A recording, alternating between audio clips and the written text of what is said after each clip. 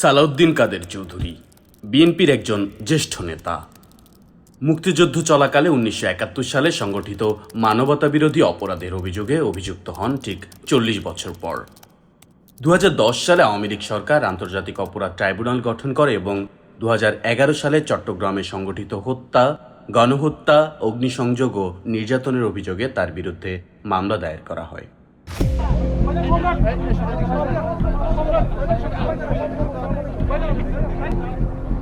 Before the case began টিভিতে আর ইয়েতে অনেক ধরনের পিআর করছিল যে এটা এরকম একটা কেস হবে। তখন আমার এখনো মনে আছে যে আই গট নার্ভাস যে আব্বার নাম কেন আসছে, কারণ আমরা কোনো সময় মানে আব্বাকে যে জড়াবে এইসব জিনিস এটা আমরা কোনো সময় ভাবতে পারিনি। তো এটা যখন টকশোতে যখন আসা শুরু করলো, আব্বার নাম আসা শুরু করলো, আই রিমেম্বার আব্বাকে আমি কয়েকবার জিজ্ঞেস করছি, উনি he did not take it seriously, একদম না, একদম আনপ্রিপেয়ার্ড ছিল। His signature identity was সবকিছু মেনে নিব, কিন্তু ভিন্ন দেশের গোলামি আমরা সহ্য করব না। আমরা বুঝলাম ট্রাইব্যুনালটা যখন গঠন হয়ে যায়, হঠাৎ করে আব্বার নাম ঢুকায় একটা বাস পুরানোর একটা কেসে। কি হয়, নর্মাল আইনে হয় যে prosecution must prove the case. এটা মানে পুরা জিনিসটা কিন্তু প্রসিকিউশনের উপরেই কিন্তু ভরটা থাকে, রেসপন্সিবিলিটি থাকে। কিন্তু আব্বার ফাইনাল জাজমেন্টে অ্যাপেলেট ডিভিশন থেকে বলেছে যে the defence must prove his alibi.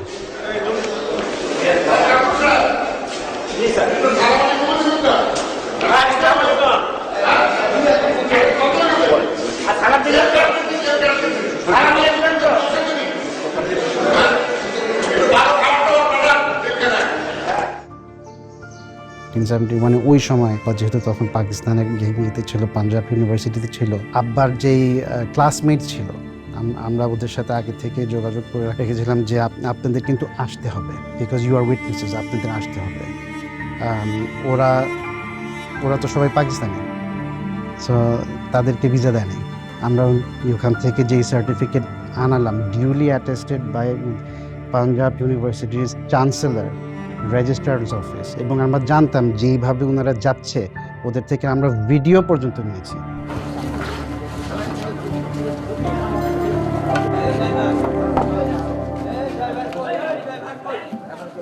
স্কাইপের বিষয়টা ইট ওয়াজ রিয়েলি শকিং।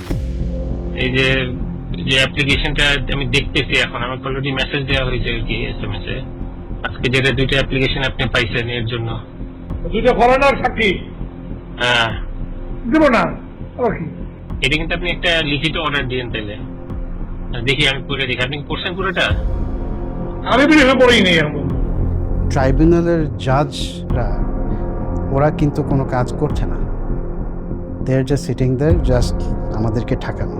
বেলজিয়ামে বসে একজন ভদ্রলোক, উনি সব ডিকটেশন দিচ্ছে কিভাবে করে ট্রায়ালগুলো জাজমেন্ট করা হবে, এবং শেষমেশে দেখা গেল যে জাজমেন্টগুলো বেলজিয়াম থেকে এসেছে।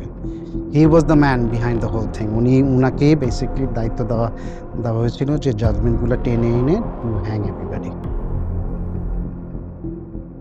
তো জাজমেন্টটা যখন আসলো আর যখন বললো যে you will be hanged by rope until you are dead, এটা যখন বলে, আব্বা কিন্তু he said one thing, he said thank you. আমার ঢুকেই কিন্তু আব্বাকে দেখে ইন্না লিল্লাহি ওয়া ইন্না ইলাইহি রাজিউন, আব্বাকে দেখেই বলছে। আমার আব্বা আমার দিকে তাকায় বললো যে তোমার এই অবস্থা কেন, আমি কেন, কি হয়েছে? আমার চুল একেবারে গিয়ে দাড়িটা দিয়ে, তো আমি বললাম না, শেভ করি নাই। বললো ইংরেজিতে, বলছে যে তুমি বাসায় যাবা, you will shower, you will shave, you will look like a gentleman and you will bury me tomorrow.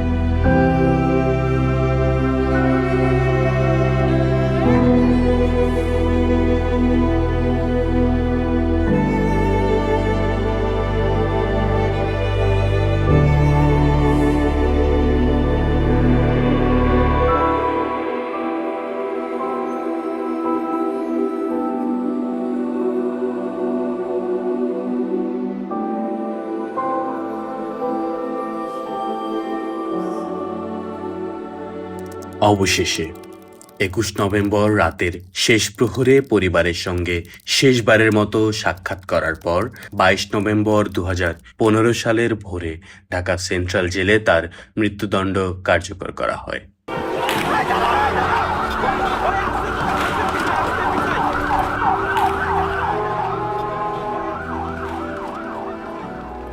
আমরা যে জিনিসটা খুব ভালোভাবে বুঝে ফেলেছি যে সিদ্ধান্ত তো সরাসরি গণভবন থেকেই আসছিল। ওনার আদেশেই আব্বার থেকে লুকানো হলো যে তাকে আজকে রাত্রে হত্যা করা হবে। ওনার আদেশেই সিদ্ধান্ত নেওয়া হলো যে ওনাকে কোথায় দাফন করা হবে। আব্বার কিন্তু শেষ ইচ্ছাও পূরণ করা হয়নি।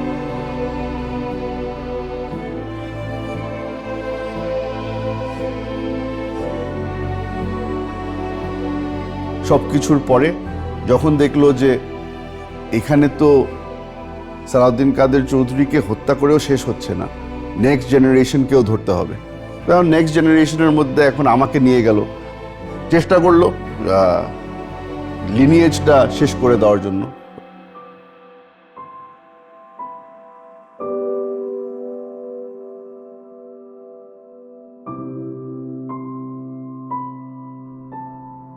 দু 2016 সালে আমি কোর্টে যাচ্ছিলাম।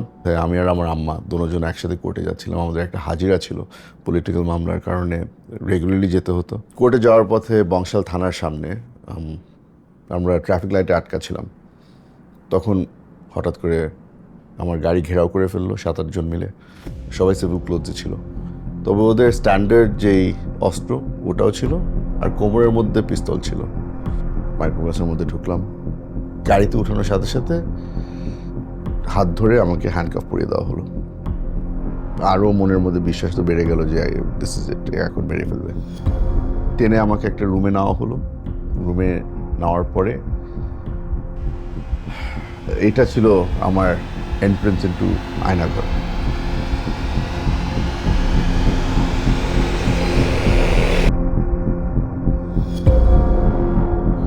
ইন্টারোগেশন শুরু। প্রথমে আমাকে জিজ্ঞেস করা হলো যে আমি সিআইএর সাথে কোনো যোগাযোগ আছে নাকি না। তারপরে জিজ্ঞেস করলো আমার রয়ের সাথে কোনো যোগাযোগ আছে নাকি না। তারপর আইএসআই, মানে এমন কোনো গোয়েন্দা সংস্থা বাকি ছিল না যাদের কথা আমাকে বলা হয়নি।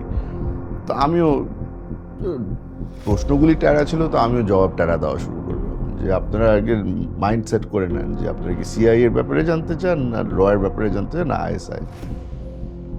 অবভিয়াসলি ওরা ওই মুডে ছিল না যে আমি তর্ক করবো আর তারা ওটা নিবে। মারধর শুরু হয়ে গেল। আবার উঠানো হলো, আবার বসানো হলো, আবার প্রশ্ন। আমি আবার আরো উত্তেজিত হয়ে যাচ্ছি। তখন আর একটু জোরে মার, হাতে মারছে, পিঠে মারছে। আমাকে দাঁড়া করালো। ওরা যে কাপড় চেঞ্জ করেন। কাপড় চেঞ্জ করবো যে আমি পাঞ্জাবি খুললাম। পাঞ্জাবি খোলার পর বলছে না না আপনার সব কাপড় খুলতে হবে। তা আমি খাই তখন আমার বক্সেস পরা। ছবি তোলা শুরু করলো আমার। এর থেকে হিউমিলিয়েটিং কিছু আর হতে পারে না। আর তারাও ওখানে বলছে যে আরে আমরা তো খালি আপনার ভাইরাই আছে, অসুবিধা নেই। হাসাহাসি হচ্ছে।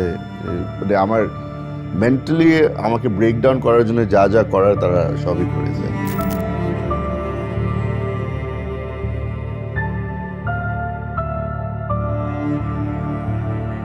আমার সবচেয়ে কষ্টের সময় আয়নাঘরে আমি আব্বার সাথে কথা বলতাম, ভিভিডলি আব্বার সাথে কথা বলতাম, নর্মাল কনভারসেশন। একদম হয়তো রিডিকুলাস মনে হবে, বাট আমার জন্য আমি আব্বাকে দেখতে পাচ্ছি। মনে হচ্ছে যে আমার পাশে বসা আছে।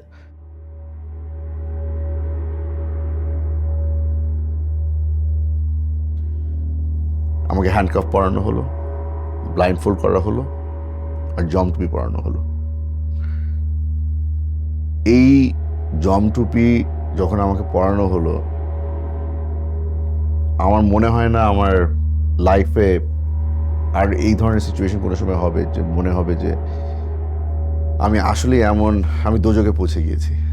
কারণ জম টুপি থেকে রক্তের গন্ধ আসছিল, ঘাম আর রক্ত, তো একটা মেটালিক একটা স্মেল থাকে। তো এই জিনিসটা প্রত্যেক দিন যতবার বাথরুমে যেতে হবে এই জিনিসটা আমার ফেস করতে হতো। যতবার আমাকে ইন্টারোগেশন নিয়ে যাওয়া হচ্ছিল বলে তো আর নিয়ে যায় না। আর জমটুপির আপনার মাথার মধ্যে খালি একটা জিনিসই থাকে যে জমটুপির সাথে আপনি কানেক্ট করবেন death।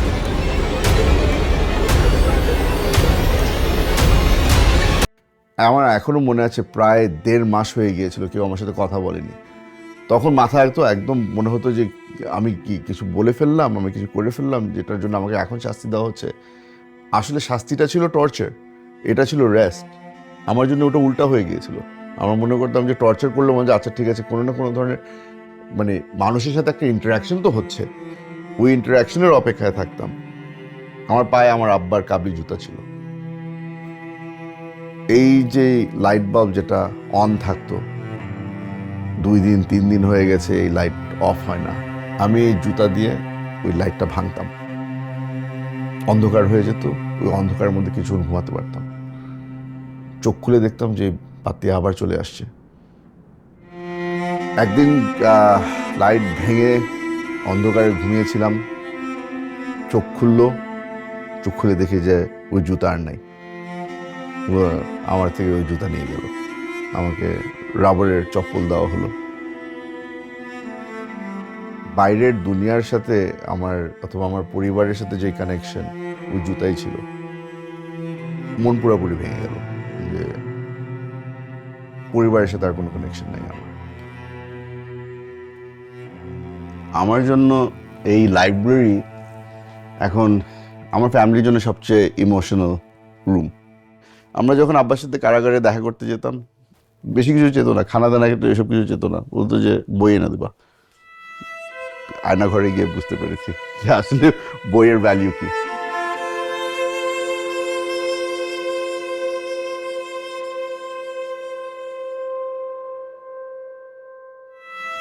কিচ্ছু জানতাম না, কিছু বুঝতাম না। হঠাৎ করে দেখি সেলের ভিতরে লোকজন ঢুকে চোখ বাঁধলো, আবার 3 বার ব্লাইন্ডফোল্ড করা হলো, জমটুপি পরানো হলো, হ্যান্ডকাফ পরানো হলো। কিন্তু প্রথমবারের মতো দেখলাম যে কে জানি আমার পা নিয়ে টানাটানি করছে। আমার ওই রাবারের স্যান্ডেল খুলে ফেলা হলো আর আব্বার জুতা পরিয়ে দেওয়া হলো। তখন বুঝলাম যে আচ্ছা এখান থেকে বাইরে নিয়ে যাবে। গাড়িতে ওঠানো হলো, আবার 2 সাইডে 2 লোক। তো একজন আবার কোমরের মধ্যে অস্ত্র ধরলো। সামনে যে লোক সে হাসাহাসি করছিল আর সে বলল যে কি ভয় লাগে? আমি প্রিপেয়ার্ড ছিলাম, না ভয় লাগে না। কেন? ওরা মেরে ফেললে আব্বার সাথে দেখা হবে, ছেড়ে দিলে আম্মার সাথে দেখা হবে, কেউ না কেউ অপেক্ষায় আছে। তো সে আবার হাসলো, হেসে পিছনের লোকে বলছে স্যার বলছিলাম না টাইগার টাইগার।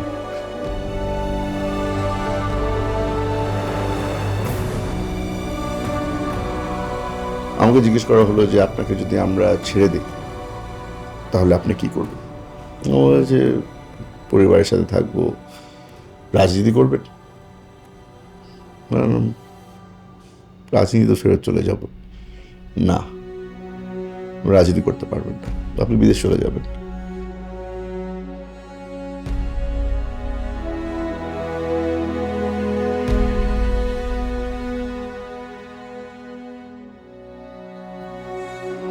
ট্রমা কেমনে করে একটা মানুষকে দুর্বল করে ফেলে, কেমনে একটা মানুষকে ভেঙে ফেলে, ওটা আগে বুঝতাম না, এখন বুঝি। মানুষ শুনলে মনে হবে যে আসলে পাগল হয়ে গেছি। গোসল করা আমার জন্য একটা বড় ট্রমাটিক জিনিস, কারণ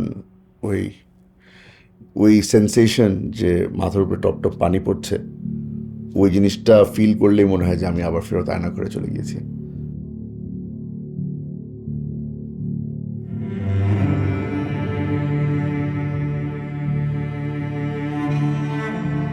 আমার সাথে আব্বার এটা লাস্ট ছবি, কারণ আব্বাকে হত্যা করার আগে মাসখানিক আগে আমরা যখন লাস্ট দেখা করতে যাই তো তখন কিছু ছবি তোলার সুযোগ হয়। লাস্ট কিছু আমরা ছবি তুলি।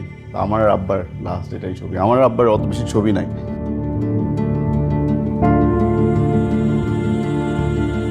আমার ওয়াইফ, অনেকজন তাকে এসে জিজ্ঞেস করেছিল পরে পরে শুনতে পেলাম অনেকজন বলছে কিসের অপেক্ষায় আছো, তোকে তো মেরে ফেলছে। কিসের অপেক্ষায় আছো, 5 মাস হয়ে গেছে, তোকে তো মেরে ফেলছে। বাট এখন বিশ্বাস করি যে দুনিয়াতে যে সোলমেট বলে একটা জিনিস আছে না, কারণ ওর মন মানতো না, ও যে এখনো আছে, যতই বলুক না কেন, যেই বলুক না কেন ওকে মেরে ফেলছে, বলতো যে আছে আর আসবে। অপেক্ষা করেছে 7 মাস আমার জন্য।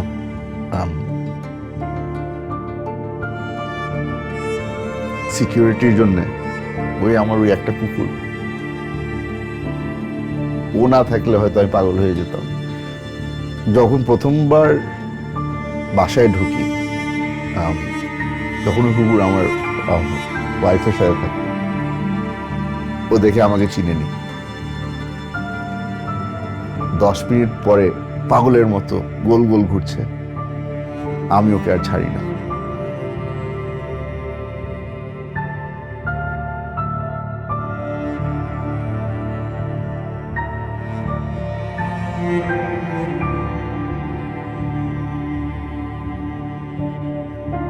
ভয় লাগতো যখন দরজায় কোনো বেল বাজতো বা কেউ আসতো, ও সঙ্গে সঙ্গে দাঁড়িয়ে যেত, দরজার পাশে গিয়ে দাঁড়িয়ে থাকতো আমাকে গার্ড করার জন্য।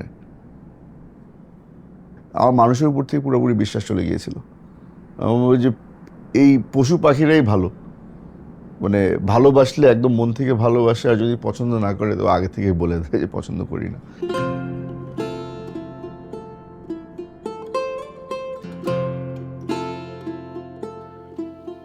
আমরা সকলে একটা স্বপ্ন দেখেছিলাম যখন আমরা আয়নার ঘরে ছিলাম, বুলডোজারের সিটে বসে এই বিল্ডিংগুলোকে কিভাবে করে আমরা ভাঙবো, অন্যরা ভাঙবে না, আমরা ভাঙবো, যারা সার্ভাইভ করেছে এই টর্চার। কারণ এটাই হচ্ছে কি আসল কন্ট্রোল আমাদের জন্য, আমাদের রিকভারি হবে এটা থেকে। আশা করবো যে এখন মানুষের মধ্যে ওই সাহসটা চলে আসবে যে আমরা এই জেন জি এদের থেকে যে শিক্ষাটা নিতে পারি যে প্রতিবাদ করো, সাহস দেখাও, দরকার পড়লে মাঠে নেন, দরকার পড়লে জান দাও, কিন্তু প্রতিবাদ করো। হুমাম কাদের চৌধুরী, বিএনপির এক তরুণ ও নির্ভীক কণ্ঠস্বর। একসময় হারিয়ে গিয়েছিলেন 7 মাসের ঘুমের অন্ধকারে। 2017 সালে ফিরে আসলেও তিনি আর আগের মতো ছিলেন না। নীরব, ক্লান্ত, আয়নাঘরের দাগে চিহ্নিত সেই গোপন সেলে যেখানে আলো ছিল অনন্ত আর নিঃসঙ্গতা ছিল অসহনীয়। তবু তিনি ভাঙেননি। 2024 সালে রাজনৈতিক পরিবর্তনের হাওয়ায় তিনি আবারও খুঁজে পান নিজের কণ্ঠ। গুম, বন্দিত্ব আর ছিনিয়ে নেওয়া স্বাধীনতার কথা বলতে শুরু করেন।